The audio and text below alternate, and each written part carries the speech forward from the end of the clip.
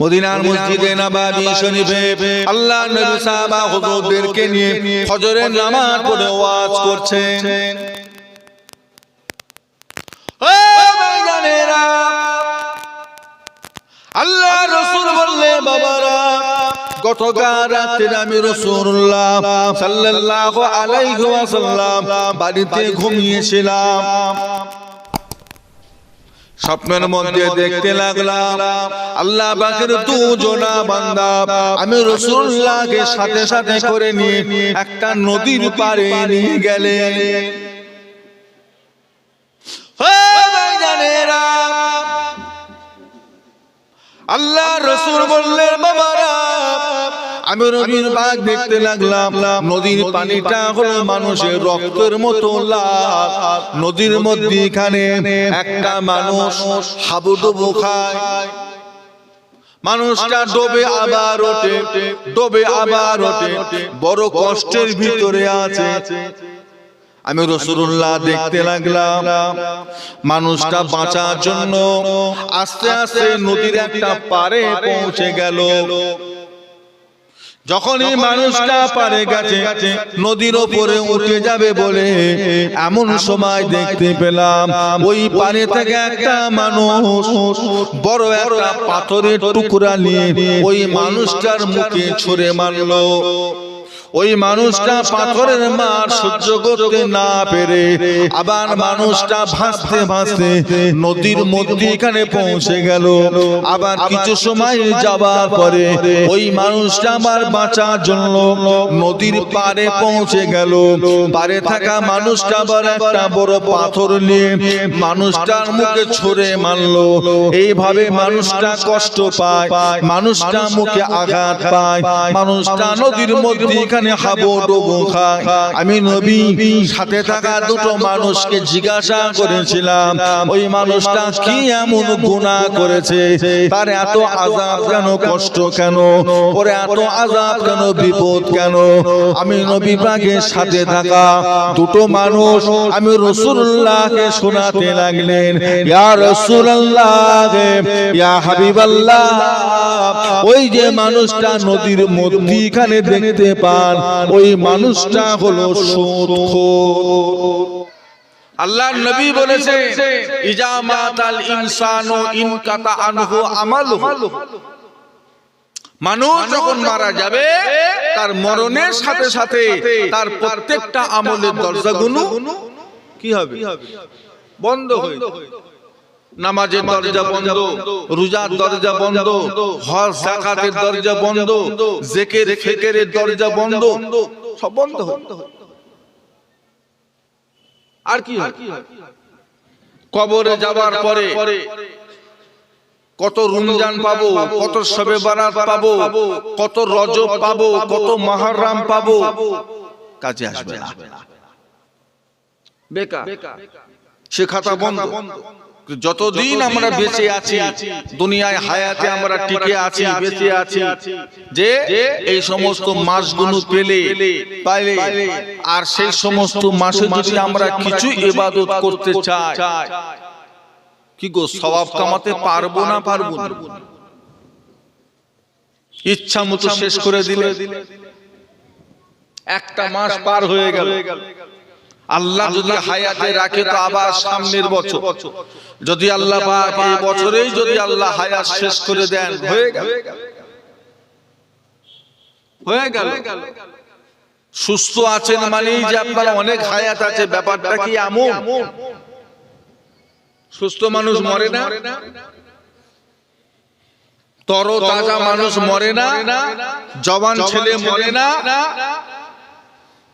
হুজুর, আমার শরীরে এখন যা জোর মনে হচ্ছে এখন আমি 20 বছর বাঁচবো, তাই?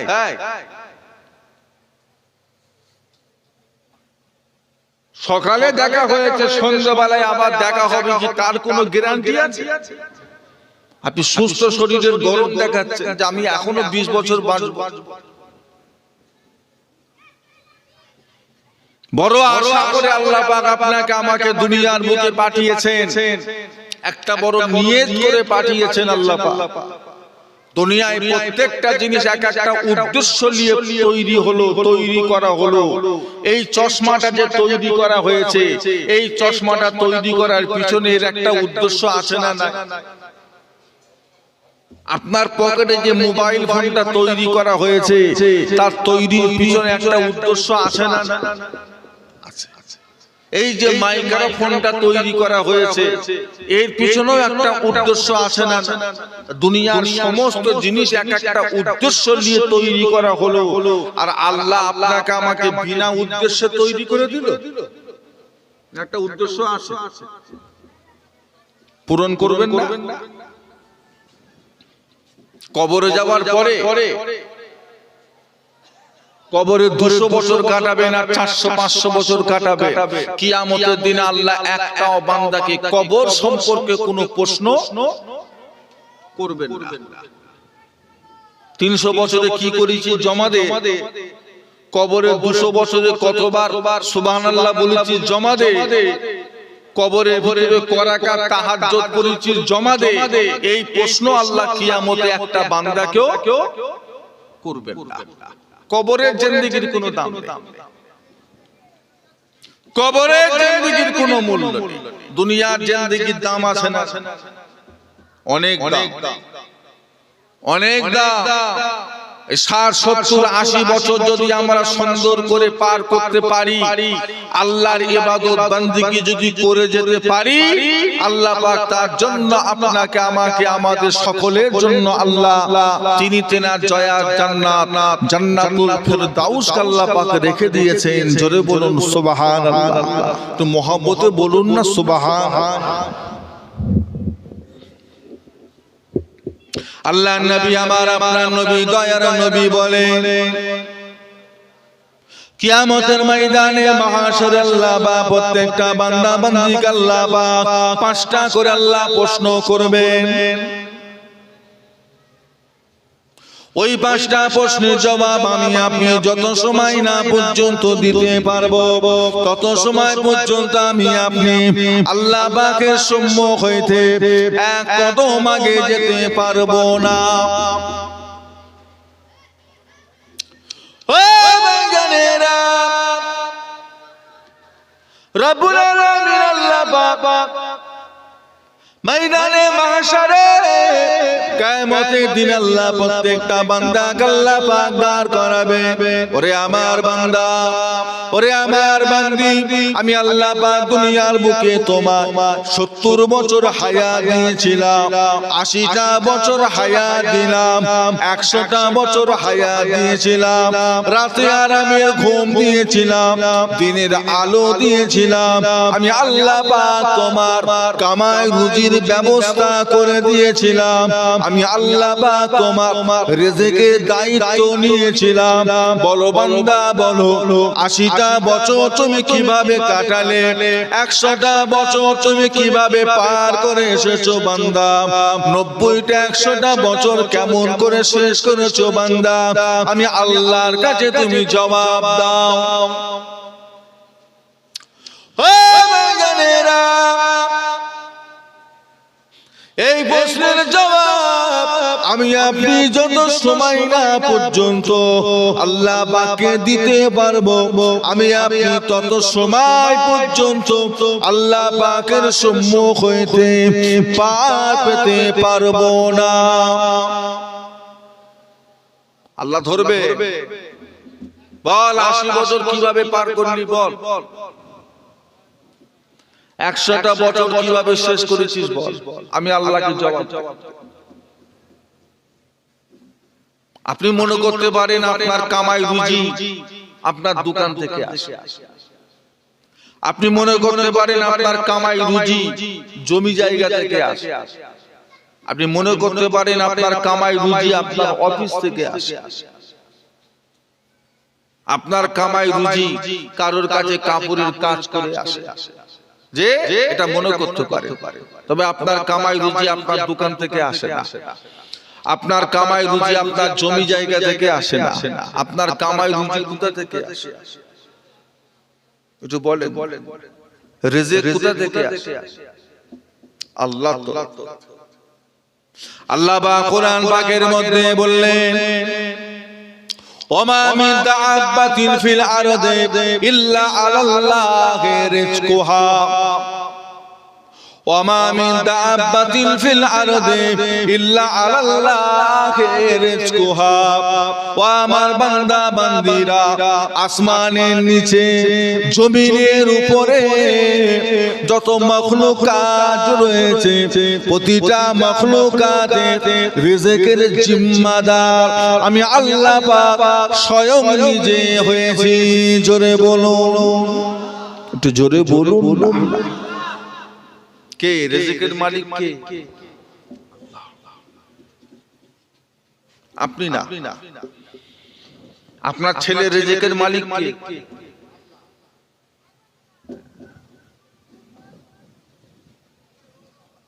আপনার সংসারে আপনার মা বা বিবি বাল বাচ্চা তাদের রিজকের মালিক কে? আপনি হতে পারেন গ্রামের প্রধান, আপনার এলাকার গ্রামবাসীদের রিজকের মালিক কে? আপনি খাওয়া, আপনাকে কে খাওয়া? আল্লাহ। আল্লাহ আপনি রিজকের মালিক। যার নসিবে আল্লাহ পাক যতটুকু দিয়েছেন সে ততটুকু, কম বেশি হবে। তাতে চাদর মুড়ি দিয়ে ঘরে শুয়ে থাকে আর আরামের ঘুম হারাম করে ওই পাথরঘাটা বাজারে গিয়ে বসে থাকে। যতটুকু আল্লাহ আপনার নসিবে বরাদ্দ করেছে, যতটুকু আল্লাহ আপনার নসিবে বাজেট পাস করেছে, আপনি অতটুকুই পাবেন। বাড়বেও না, কমবেও। বাড়বেও না, কমবে। এটা হলো আমাদের ঈমান, এটা আমাদের বিশ্বাস। যদি আপনি এটা মনে করেন কম বেশি হয়, না, ওটা হয় না। নসিব আপনার আমার সৃষ্টি হওয়া, এই দুনিয়া সৃষ্টি হওয়া 50,000 বছর আগে আল্লাহ পাক যার নসিবকে আল্লাহ পাক লিখে দিয়েছেন। যেটা লিখে দিয়েছে এর কোনো পরিবর্তন হবে না।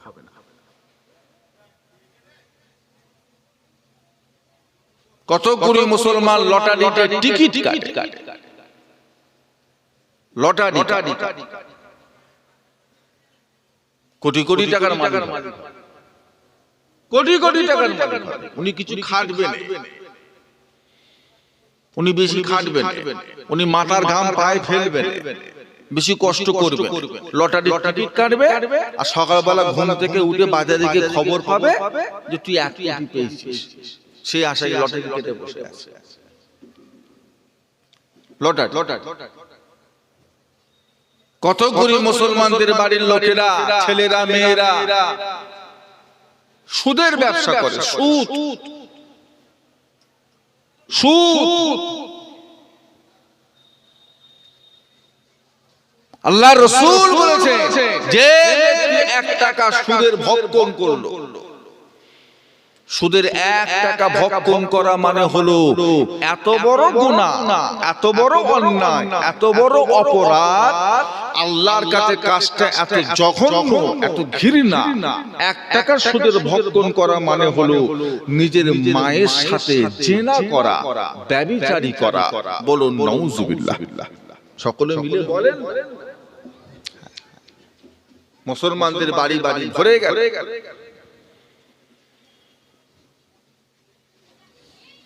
বড় লোক, কোটিপতি হবে, পাথরওয়ালা ঘর লাগবে, এসি লাগবে, সাবমার্শাল মোটর লাগবে। ওতে মজা নেই, ওতে শান্তি নেই, ওতে আরাম নেই, ওতে শান্তি নেই, ওতে মজা নেই। সুখ শান্তি এতে টাকা দিয়ে হয় না, এটা পয়সা দিয়ে হয় না। সুখ শান্তি এটা আল্লাহর তরফ থেকে আসে, খোদার তরফ থেকে আসে। কত কোটি কোটি টাকার মালিক, হাজার হাজার কোটি কোটি টাকার মালিক, মদ খেয়ে বেড়াচ্ছে সারা সারা রাত, ঘর ছেড়ে দিয়ে বারে পাল্লারে রাস্তায় মাচানে ক্লাবে বসে বসে গাড়ি করে নিয়ে আড্ডা দিচ্ছে, ঘুরছে, হই হই করছে, শান্তি নেই, আরাম আরাম। আর আল্লাহ আপনাকে দুকামরা ঘর করিয়েছে, এখনো প্লাস্টার করার টাকা পাননি, হয়নি, কারেন্টের কাজটা সুন্দর করে লাগাবেন সেই টাকাও পাননি, আর এসি তো দূরের কথা, কিন্তু আপনি সেই ঈশান নামাজ পড়ে ঘুমান আর সকাল 5:30 পর্যন্ত কোনো খবর থাকে না। এক ঘুমে সকালে উঠে ফাঁকা আকাশের নিচে এসে আলহামদুলিল্লাহ, আল্লাহ তুমি যা ঘুম দিয়েছো আলহামদুলিল্লাহ, এই যে সুখ শান্তি, এটা আলাদা জিনিস, এটা টাকা দিয়ে কিনা যায় না।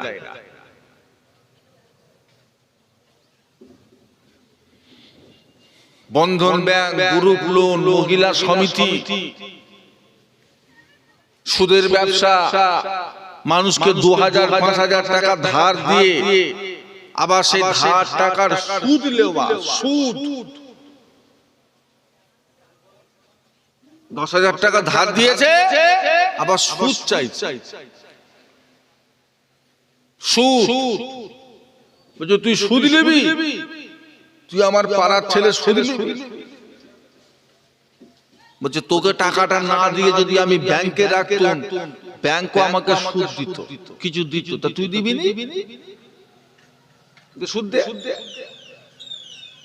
সুদ দে। মদিনার মসজিদে নববী শরীফে আল্লাহর নবী সাহাবা হুজুরদেরকে নিয়ে ফজরের নামাজ পড়ে ওয়াজ করছেন। ও ভাইজানেরা, আল্লাহ রাসূল বললেন, বাবারা, গতকাল রাতে আমি রাসূলুল্লাহ সাল্লাল্লাহু আলাইহি ওয়াসাল্লাম বাড়িতে ঘুমিয়েছিলাম, স্বপ্নের মধ্যে দেখতে লাগলাম আল্লাহ পাকের দুজনা বান্দা আমি রাসূলুল্লাহকে সাথে সাথে করে নিয়ে একটা নদীর পাড়ে নিয়ে গেলেন। ও ভাইজানেরা, আল্লাহ রাসূল বললেন, বাবারা, আমি নদীর বাগ দেখতে লাগলাম, নদীর পানিটা হলো মানুষের রক্তের মতো লাল, নদীর মধ্যখানে একটা মানুষ হাবুডুবু খায়, মানুষটা ডোবে আবার ওঠে, ডোবে আবার ওঠে, বড় কষ্টের ভিতরে আছে। আমি রাসূলুল্লাহ দেখতে লাগলাম মানুষটা বাঁচার জন্য আস্তে আস্তে নদীর একটা পাড়ে পৌঁছে গেল।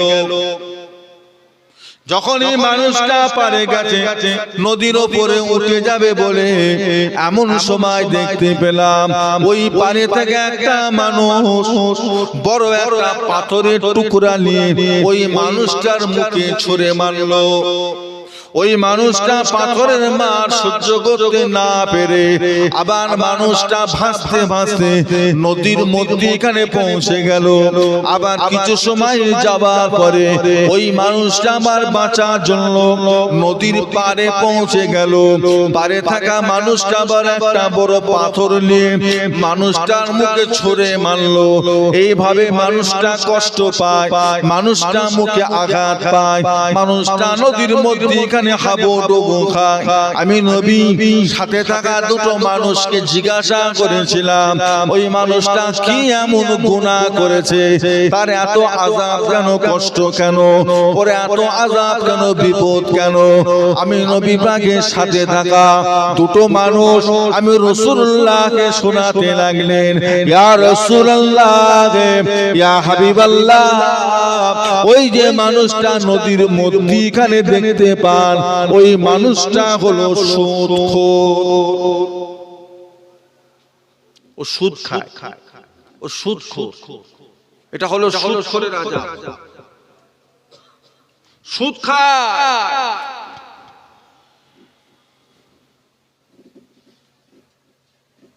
সুদ জিনিসটা হাদিস দিয়ে হারাম নয়, সুদ ইজমা কিয়াস দিয়ে হারাম নয়, কোন পীর ওলি আল্লাহর কথা দিয়ে হারাম নয়। সুদ এটা আল্লাহর কোরআন থেকে হারাম। সুদ কোরআন দিয়ে আল্লাহ সুদকে হারাম করেছে। 1 কেজি চাল দিয়ে 2 কেজি চাল নেওয়া, 1 কেজি আলু দিয়ে 2 কেজি আলু নেওয়া, 1 কেজি পটল দিয়ে 2 কেজি পটল নেওয়া, কি কি এটা সুদ, এটা হারাম, চলবে না, চলবে না। ব্যাংকে টাকা জমিয়ে 5 বছর 10 বছর 7 বছর পরে ডবল নেওয়া, এটা কি বলে? ওটা হারাম, চলবে না। তওবা তওবা করে। তবে আল্লাহর নবী একটা কথা বলেছেন, বাবারা শুনে রেখে দাও, বাবেরা ভাইজানেরা। আল্লাহর নবী বলে, বাবারা যদি তোমরা তোমাদের হায়াতকে বাড়াতে চাও তাহলে তোমরা নেক আমল করো।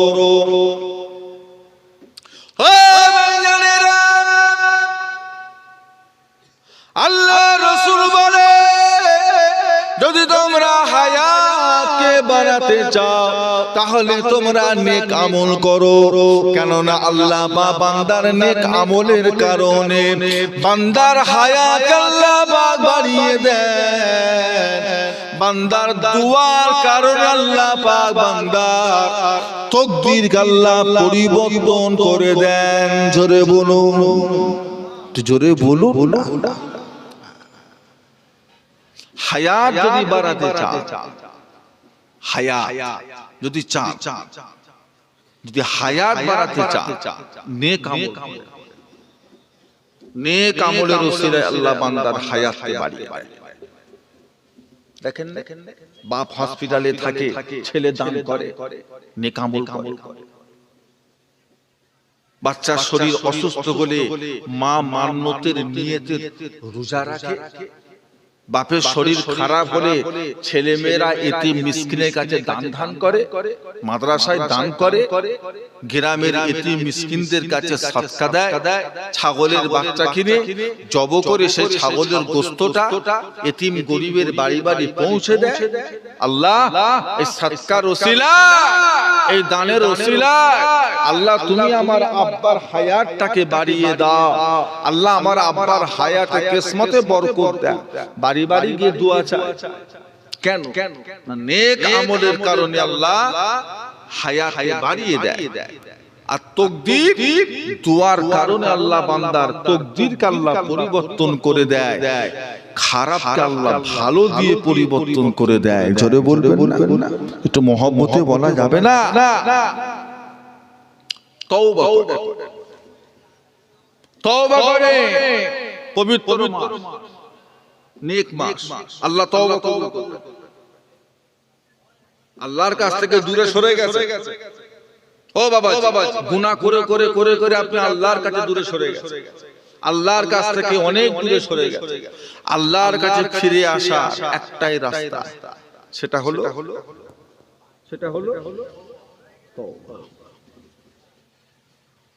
তওবা। 24 ঘন্টার যখন ভালো লাগে তওবা। তবে তওবা কবুল হবার একটা মূল সময় হলো, ভালো সময় হলো রাতের শেষ অংশে আল্লাহর কাছে তওবা করা। রাতের শেষ আল্লাহ যে হালতে রেখেছে শুকরিয়া, লাফালাফি করবেন না। আপনার মধ্যে এটাই ভালো, এর ভিতরে আল্লাহ আপনার ভালো রেখেছে তাই আল্লাহ আপনাকে গরিব করেছে, ওর ভিতরে আল্লাহ ভালো রেখেছে তাই আল্লাহকে বড় লোক করেছে। ওটা আপনার আমার বুদ্ধির মধ্যে ঢুকবে না। সেটা যিনি সৃষ্টি করেছে তিনি জানেন। আপনি হবার চেষ্টা করলে তো হবে না। তকদিরের উপরে সন্তুষ্ট হতে হবে, ভাগ্যের উপরে সন্তুষ্ট হতে হবে। আল্লাহ যা রেখেছে আলহামদুলিল্লাহ সন্তুষ্ট হতে হবে। লাফালাফি করলে তো হবে না। আপনি যদি মনে করেন ওটা তো হবে না। আল্লাহর নবী হযরতে মুসা আলাইহিস সালাম একটা গ্রামের রাস্তা দিয়ে হেঁটে হেঁটে চলে যান।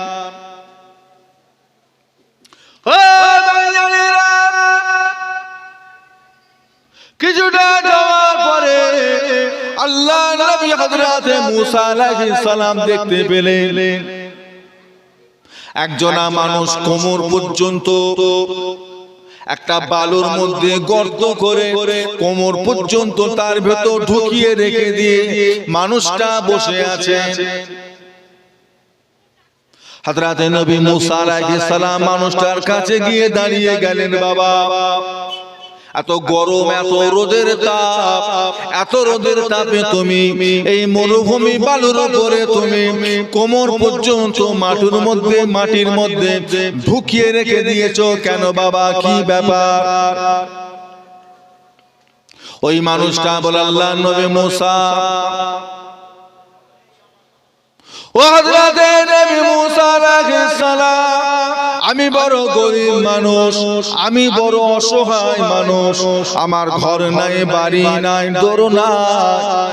আল্লাহর নবী হযরত মুসা, আমি বড় অভাবী মানুষ, আমার এতটুকু ঘর বাড়িও নাই, শুধু ঘর বাড়িটুকু না, আমার সামান্যটুকু জামা কাপড়ও নাই, যে জামা কাপড়টা দিয়ে আমি আমার লজ্জায় স্থানটা চাপা দিয়ে রাখবো, অতটুকু কাপড় আমার কাছে নাই। তাই আমি আমার লজ্জায় স্থানটা চাপা রাখার জন্য মাটির ভিতরে কোমর পর্যন্ত ঢুকিয়ে রেখে দিয়েছি। এত গরিব আপনার পাড়ায় কটা আছে? গোটা 24 পরগনায় একটাও আছে? কি গরিব চিন্তা করে। নবী মুসা, আমার বড় কষ্ট হয়,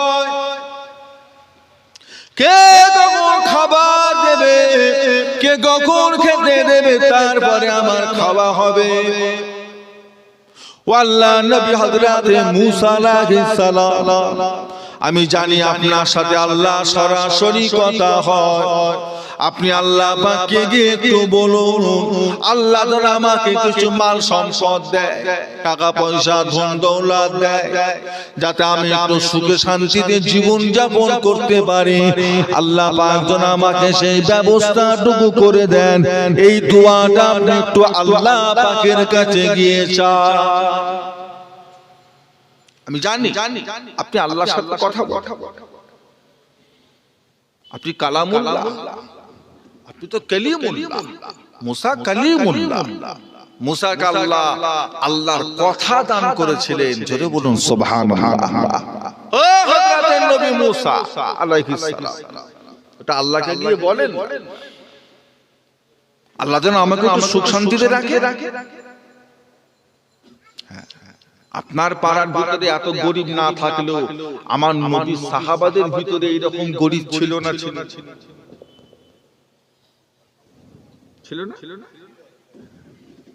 আমার নবীর সাহাবা, আমার নবীর সাহাবা, তাদের কাছে আল্লাহ পাক আমার নবীকে দিয়েছিলেন,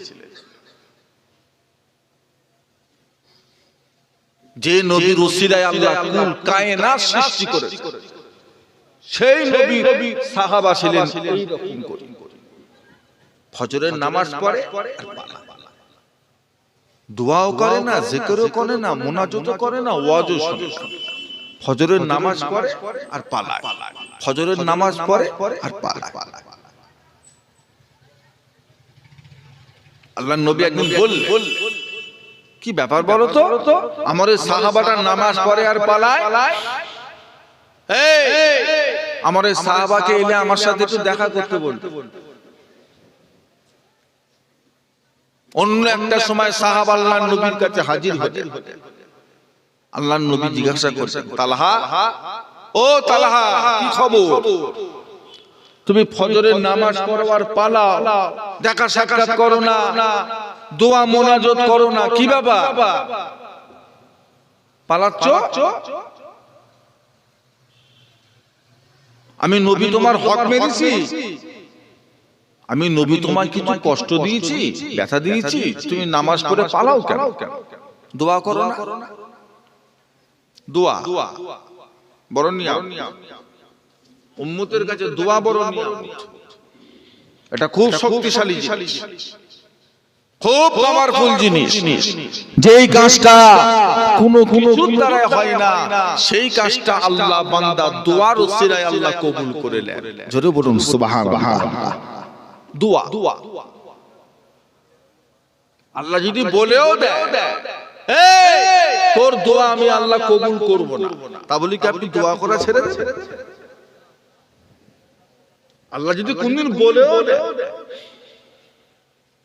দোয়া করতে করতে যদি গায়েবী আওয়াজ চলে আসে তোর দোয়া আমি আল্লাহ কবুল করব না, মন খারাপ করে পালাবে? কোথায় যাবে? অন্য আল্লাহ আছে, যাচ্ছেন কোথায়? মন খারাপ করে যাচ্ছেন কোথায়? কার কাছে যাবে? এই অভাব কে পূরণ করবে? সে আল্লাহকে নিয়ে পড়ে, সে আল্লাহকে নিয়ে পড়ে থাকে। হুজুর আল্লাহ যে বলে দিল দোয়া কবুল করবে না, তাও দোয়া চাইছে। হ্যাঁ, সে কবুল করবে না করবে তার ব্যাপার, আমার তো আর আল্লাহ ছাড়া আর কেউ নেই। চাওয়ার জায়গা তো কটা? আমি চাই, সে কবুল করবে না করবে তেনার ব্যাপার, আমি কোথায় যাব? নামাজের শেষে দোয়া, এটা আল্লাহর দরবারে কবুল হয়। ফজরের নামাজের পরে দোয়া আল্লাহ পাকের দরবারে কবুল হয়। ফজরের নামাজ পড়ে ওই সময়টায় হযরত নবী আদম আলাইহিস সালামের দোয়া আল্লাহ পাকের দরবারে কবুল হয়েছিল। জোরে বলুন সুবহানাল্লাহ। ওই সময় দোয়া চাও, সালাম ফিরিয়ে উঠে পারবেন না, দোয়া করে এই দোয়া একদিন আমাদের কাজে লাগে। কে কি বাংলাদেশের বক্তার ওয়াজ শুনে আর কোথাকার বক্তার কে কি শুনে, কে কি লাপালাপি করছে, কে বেদাত বলছে, কে শিরক বলছে, কে বলছে হাদিসে নেই, কুরআনে নেই, অমুক নেই, ও সব কথা শুনে আমাদের সময় নষ্ট করা দরকার। তোমার বাপের যদি শরীর খারাপ হয়, তোমার বাপে যদি পিজি হসপিটালে ভর্তি থাকে, তোমার বাপের যদি ডেঙ্গু হয়, তোমার বাপের যদি একটা ভাইরাস ধরে, হ্যাঁ দোয়া করবে না? মসজিদের ইমাম সাহেবকে জুম্মার দিনে গিয়ে বলবে না যে হুজুর আব্বার শরীরটা খারাপ, কালকে রাতে কষ্ট তো হসপিটালে ভর্তি করেছি, আজকে একটু দোয়া করবেন জুম্মা পড়ে? বলবেন না? বলবেন। আপনার যেদিন শরীর খারাপ হবে, অসুস্থ হবে, বিছানায় পড়ে যাবে, হ্যাঁ হার্ট অ্যাটাক হবে, ব্রেন স্ট্রোক করবে, সেদিন আপনার ছেলেপুলেরা আপনার জন্য মসজিদের ইমামের কাছে গিয়ে দোয়া চাইবে না? হুজুর আজকে মাগরিবের নামাজ বাদ, একটু আমার আব্বার দিকে দোয়া চেও। আমরা ছোট ছোট ছেলে, আমরা ছোট ছোট ভাই, আমরা 3 ভাই, ছোট ছোট ভাই, আব্বা অসুস্থ, হসপিটালে ভর্তি, আল্লাহ যেন আমার আব্বাকে যেন সুস্থ করে দেয়, একটু দোয়া চেও। লাগবে না? নেমো খারাপ, শয়তান, আহামো, ও বলছে দোয়া করা বেদাত। ও দুনিয়াতেই আসছিল, ওর বাপ বিয়ে করে 6 বছর, ও জন্মই হচ্ছিল, ওর মা কত দোয়া করে ছেলের জন্ম হলো, এখন ছেলে বড় হয়ে বলছে দোয়া করা বেদাত।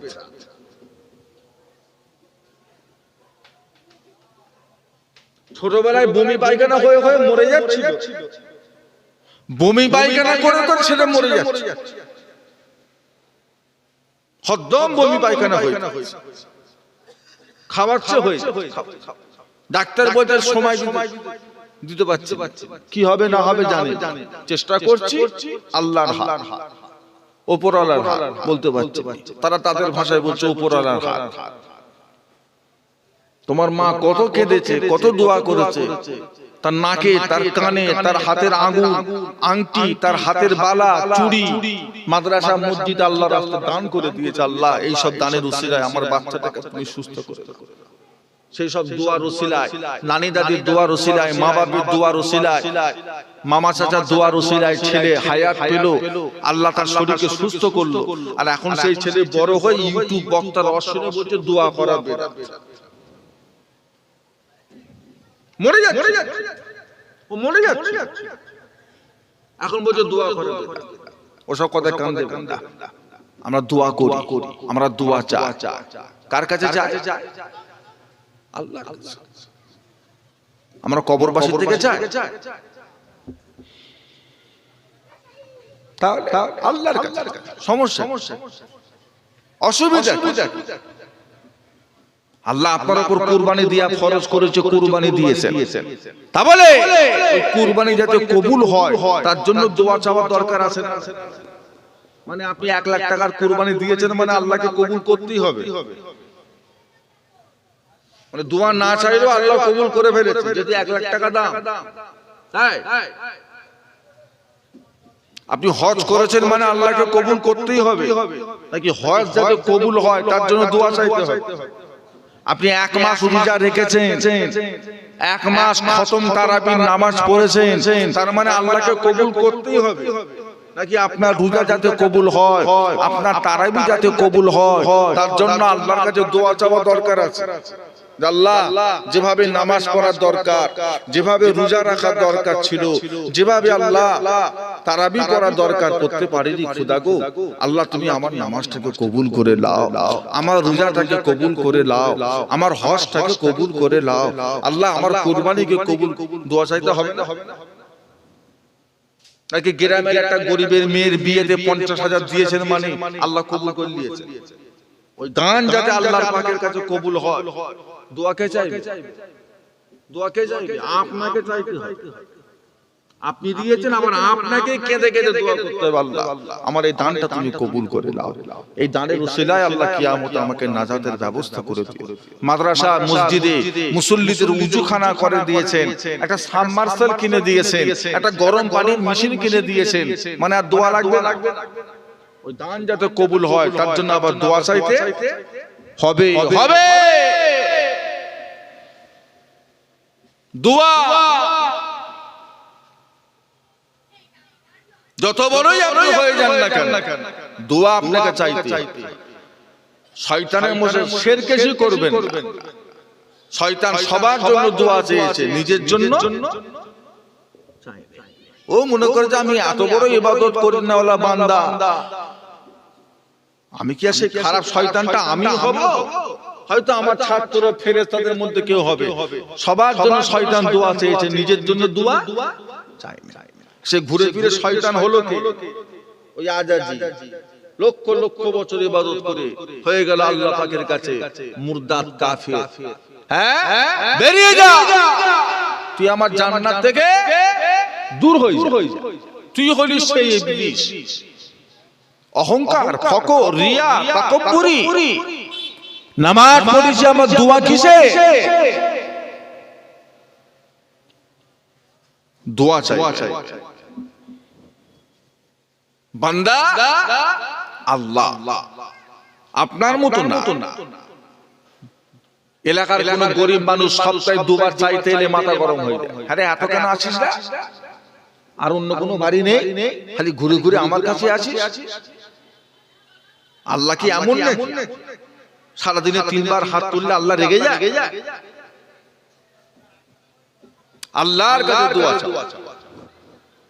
সমস্ত ইবাদতের মূল হলো দোয়া, আর দোয়া মুখুল ইবাদত। দোয়াটা হলো ইবাদতের মূল। জোরে বলুন সুবহানাল্লাহ।